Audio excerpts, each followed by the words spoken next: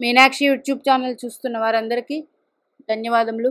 నమస్తే. చాలా వీడియోలు చేసి పెడుతూ ఉన్నాను. మరి నచ్చినట్లయితే లైక్ చేయండి, షేర్ చేయండి, సబ్స్క్రైబ్ చేయండి. దేవగురు బృహస్పతి జ్యోతిష్య శాస్త్రపరంగా మనకి అతి శుభత్వం గల గ్రహం. మానవులపై బృహస్పతి ప్రభావం ఎక్కువ ఉంటుంది. ఎందుకంటే ధనకారకుడు, సంతానకారకుడు, భాగ్యకారకుడు, లాభకారకుడు. ఈయనకి 4 భావాలకి ఆధిపత్యం ఇచ్చారు. అంటే ఒక వ్యక్తికి, ప్రతి మనిషికి కావలసినవి ధనం, జ్ఞానం, అట్లాగే పూర్వపుణ్యం, భాగ్యఫలం, అలాగే లాభఫలం. లాభం అంటే ధనమే కాదండి, అన్ని విషయాలు. అది కుటుంబం అయినా, వ్యాపారం అయినా, ఉద్యోగం అయినా, ఫ్రెండ్స్ అయినా, ఇలా ఏది చూసుకున్నా లాభం అనేటప్పటికి మంచి జరగడం, ఇవన్నీ గురుగ్రహానికి ఉన్నాయి. మరి మీ జన్మజాతక చక్రంలో 2 అంటే ద్వితీయంలో కానీ, పంచమంలో కానీ, భాగ్యభావంలో కానీ, లాభభావంలో కానీ గురుగ్రహం ఉంటే ఎలాంటి ఫలితాలు ఉంటాయి అంటే, మనకి జ్యోతిష శాస్త్రపరంగా చెప్పింది కారకో భావనాశాయ అని చదువుకున్నది. అంటే కారకత్వం వహించిన గ్రహం. అంటే ఇది ఈ భావాలకి కారకుడిన.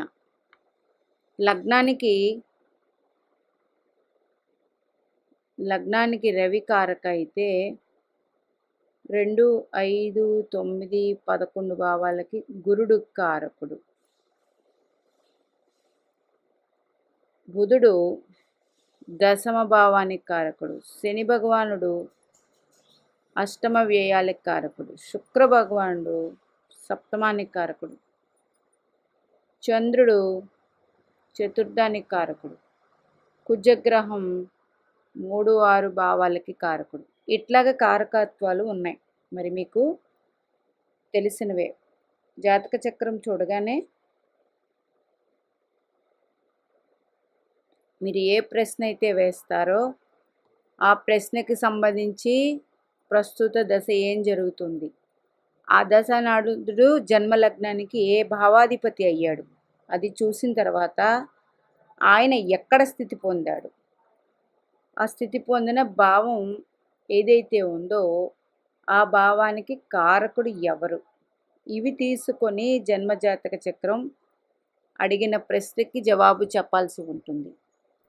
మీరు చూసుకున్నా సరే లగ్నభావం చూస్తారు. లగ్నాధిపతి స్వరాశిలో, మిత్రరాశిలో ఉన్నారా, అట్లాగే లగ్నకారకుడు కూడా రవిగ్రహం ఎలా ఉన్నారు, దాన్ని బట్టి లగ్న బలం ఎంత ఉంది అని చూసుకుంటాం. అంటే ఒక వ్యక్తి లగ్నం అంటే ఒక వ్యక్తి. అందుచేత ఆ వ్యక్తి రూపురేఖలే కానీ, గుణగణాలే కానీ, ఆ వ్యక్తి యొక్క స్వభావమే కానీ తెలుసుకునేది లగ్న బలం నుండి తెలుసుకుంటాం. ఇట్లాగా ధన పంచమ భాగ్య లాభకారకుడు గురుగ్రహం, దేవగురు బృహస్పతి. ఇప్పుడు మేషలగ్నం అనుకోండి, గురుడు 2వ భావంలో ఉన్నారు, 5 సింహంలో ఉన్నారు, 9 ధనస్సులో ఉన్నారు, 11 కుంభంలో ఉన్నారు. అప్పుడు శుక్రుడు, శని భగవానుడు గురుపాలిత రాసులు కాదు కదా,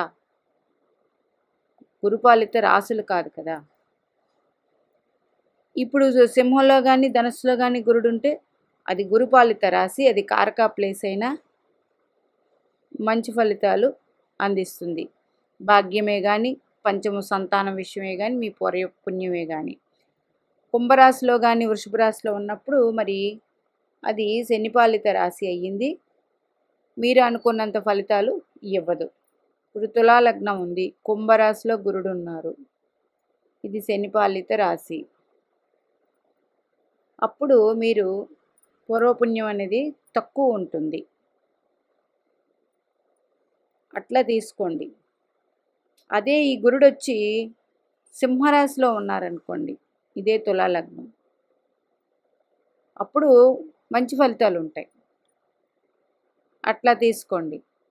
జన్మజాతక చక్రంలో మీ లగ్నం నుంచి గురుడు కారకా ప్లేస్లో ఉంటే అది ఏ రాశి, అది శనిపాలిత రాశ, గురుపాలిత రాశ, దాన్ని బట్టి మీకే అర్థమైపోతుంది. ఇప్పుడు ధనస్సు లగ్నం, మరి లగ్నాధిపతి గురుడండి. మరి ఈయన మకర రాశిలో ద్వితీయంలో ఉన్నారు. ఇప్పుడు ఏమవుతుంది? ఫస్ట్ ఆఫ్ ఆల్ గురుడు ఇది నీచ స్థానం, ఆయనకి లగ్నాధిపతి అయ్యారు. ఇక్కడ ఉంటే ఏమవుతుంది? లగ్న బలము తగ్గినట్టే. అట్లాగే 2లో గురుడు నీచపడ్డం పక్కన పెడితే శనిపాలిత రాశిది. మరి ఇక్కడ ధనానికి సంబంధించిన విషయం అయితేనేమి, మీ కుటుంబ విషయం అయితేనేమి అన్నీ వీక్గా ఉన్నట్టే. అట్లా తీసుకోవాలి. అలాగే గురుడు ఉన్న దాన్ని బట్టి ఇప్పుడు తులా లగ్నం, ఇందులో రాహు ఉన్నాడు. గురుడని రాహు చెప్తున్నాడు, చూద్దాం. రాహు భగవానుడు దశ జరుగుతుంది. రాహువు వృశ్చిక రాశిలో బలం ఉండదు. అప్పుడు కారకుడిని తీసుకుంటాం. ఈ లగ్నానికి పాపాధిపత్యం వచ్చిన గురుడికి ద్వితీయంలో రాహు ఉన్నప్పుడు, రాహు మహాదశ ఇబ్బంది పెడుతున్నప్పుడు గురుడు చూడాలి. గురుడు ఒకవేళ కుంభంలోనే ఉన్నారనుకోండి, మరి ఆయనకి బలం లేదు కదా, అప్పుడు ఇబ్బంది.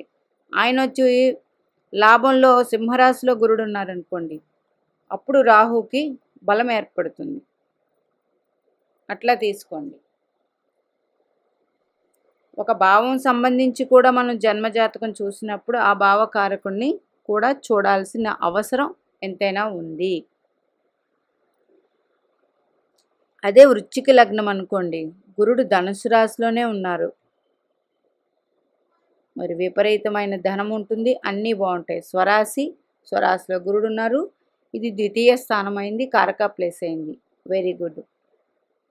ధనుసు రాశిలో పూర్వాషాఢ, ఉత్తరాషాఢ, మూలా నక్షత్రాలు ఉంటాయి.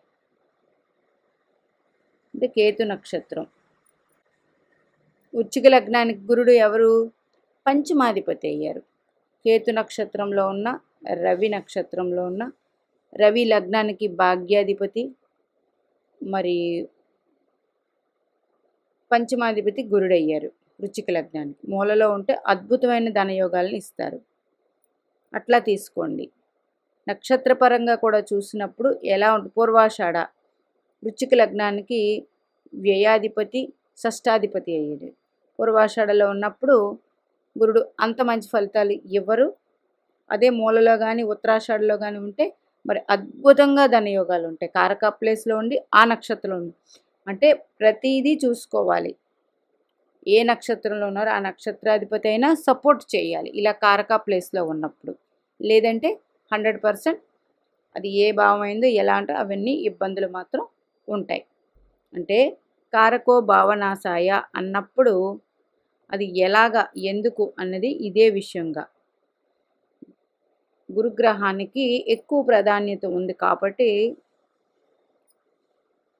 ప్రతి విషయంలో, అంటే చదువు విషయమైనా, విద్య విషయమైనా, పూర్వపుణ్యమైన, విజ్ఞానమైన, వివాహమైన, భాగ్యమైన, లాభమైన ఏదైనా గురుగ్రహానికి వచ్చింది కాబట్టి ఆ గురుగ్రహం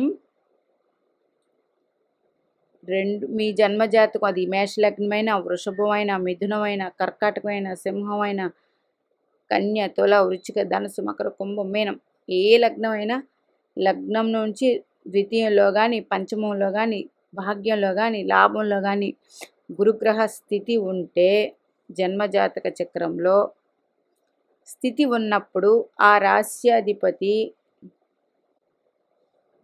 అంటే తన వర్గువారు అవ్వాలి. వర్గువారైతే ఇబ్బంది అయితే ఏమి లేదు. అదే శని వర్గు రాశిలో అయితే ఏ భావం అయితే అది ఇబ్బంది ఉంటుంది. అది పక్కన పెట్టి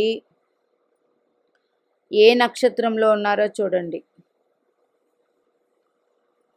ఒకవేళ ధనుసు రాశి ఇందులో ఉన్నారు, మకర రాశిలో నీచపడ్డారు, ఓకే.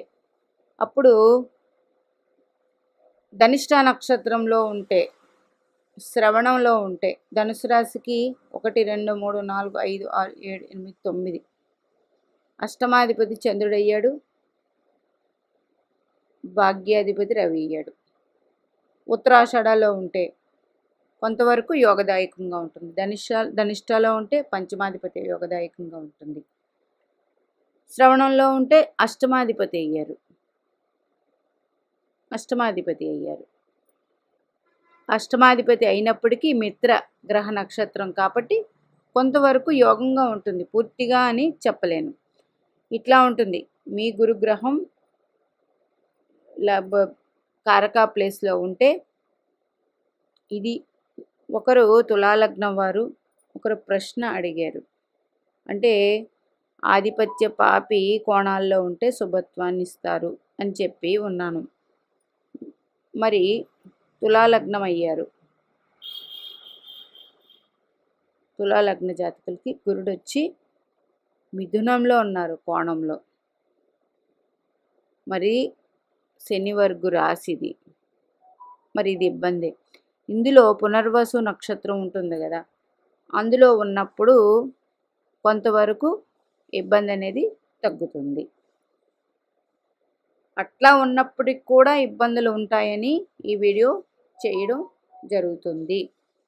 అందుకని జన్మజాతక